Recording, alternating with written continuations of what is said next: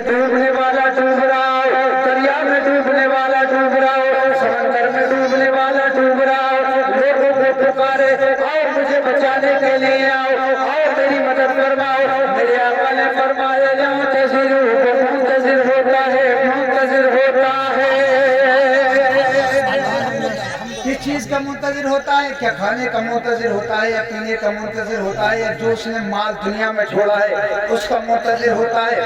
मेरे आका ने एक ही जुमले में बात को खत्म कर दिया, किसी और शय का मुंतजिर नहीं होता, किसी और शय का इंतजार नहीं करता, फकत दुआ का इंतजार करता है। दुआ का इंतजार करता है। किसकी दुआ का? भाई की दुआ का, माँ की दुआ का, बाप की दुआ का, रिश्तेदारों की दुआ का, अपने घर वालों की दुआ का, पड़ोसियों की दुआ का। लेकिन या रसूल अल्लाह, जब हम दुआ करेंगे तो इससे फायदा क्या होगा? मेरे आका ने इरशाद फरमाया सल्लल्लाहु तआला अला अहलिल क़ुबूर काली दीवार में दुआ अहली दुनिया, जिंदा की दुआ से अल्लाह मरने वाले की कब्र में पहाड़ बराबर नूर नाज़िल फरमा देता है।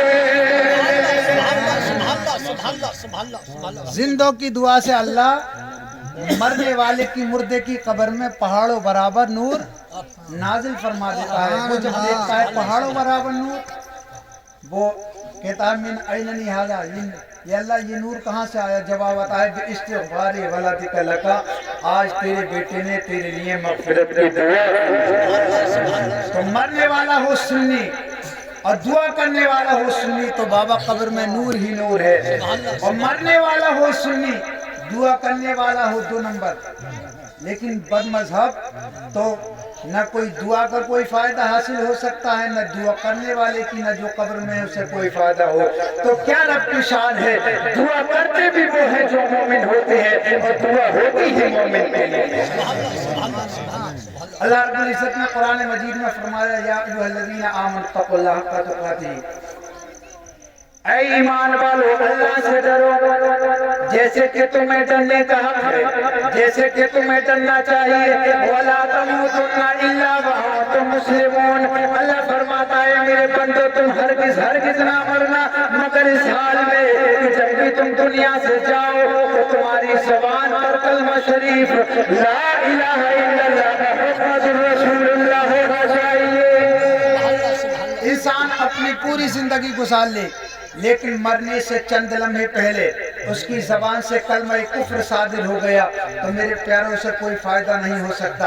अब जब वो दुनिया से जाएगा तो हालत ईमान में नहीं बल्कि हालत कुफ्र में जाएगा। इसलिए हम वक्त अल्लाह रब्बुल इज्जत की बारगाह में दुआ करना चाहिए, मौला हमारा खात्मा ईमान पर होना चाहिए। इसलिए एक आशिक रसूल के लिए, एक मुस्तफा के दीवाने के लिए, एक आशिक रसूल के लिए जो सबसे बड़ी दौलत है वो ईमान की दौलत है। अगर अपने साथ वो ईमान की दौलत ले गया तो सब कुछ ले गया, अगर ईमान की दौलत नहीं है तो उसके पास कुछ भी नहीं है। ये इंसान की जिंदगी बड़ी छोटी हुआ करती है।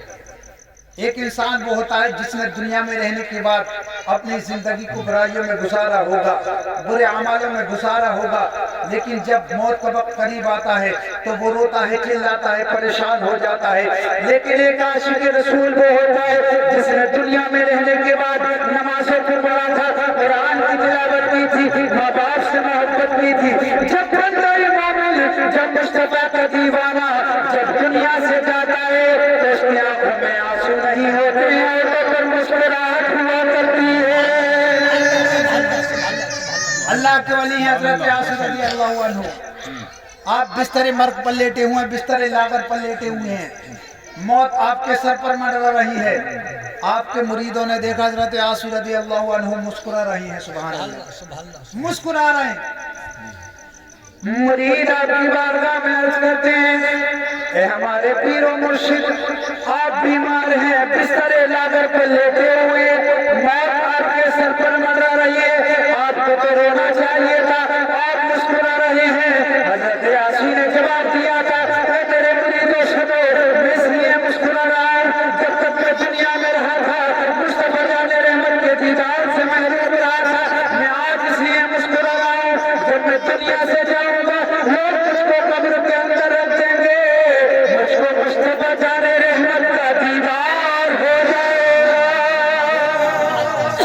शायर ने कहा था कि कब्र में कैसे मैं कह दूं क्या अंधेरा होगा, कब्र में कैसे मैं कह दूं क्या अंधेरा होगा, मुस्तफा सामने होंगे तो सवेरा होगा, मुस्तफा सामने होंगे तो सवेरा होगा। दो तीन अशार में एक कलाम को सुना दूं, बात खत्म है इंशाल्लाह। मेरी बात बहुत अच्छी तकरीर आप सुनेंगे। मौलाना गुलाम नबी साहब और हमारे इमाम साहब माशाल्लाह बहुत उम्दा तकरीर सुनाएंगे, मोहब्बत से बोले सुभान अल्लाह। जब कब्र में जाते हैं ना, कब्र में तो मुस्तफा जानी रहमत का दीदार होता है। तो शायर ने इसी की मंजर कशी की मुलाज़ फरमाया